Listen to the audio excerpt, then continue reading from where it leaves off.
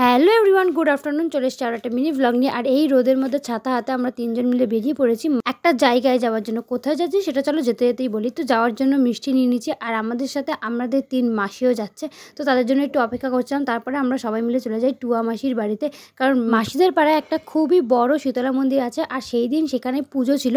আর মাসি বলে এখানে নাকি প্রচুর বড় করে পুজো করা হয়, আর এখানে অনেক কিছু হয়, মানে লুট দেওয়া থেকে অনেক কিছু। আর আমাদের এখানকার এলাকার সবচেয়ে আগে এই মন্দিরটাতেই শীতলা মায়ের পুজো হয়। তো যাই হোক, মাসি ওখানে তো রেডি হয়ে গন্ডি কাটতে যাবে বলে, তবে তার আগে আমাদেরকে খেতে দিয়ে দিয়েছিল। আর আজকে আমাদের রেসিপিতে ছিল পান্তা ভাত, আলুর দম আর ডাল শুকনো। আর ডাল শুকনোটা খেতে না জাস্ট অসাধারণ ছিল। তারপরে খাবার পর আমি একটু কোল্ড ড্রিঙ্কস খেয়ে নিয়েছি। আর মাসিদের বাড়ির একদমই পাশে এই পুকুরটা ছিল।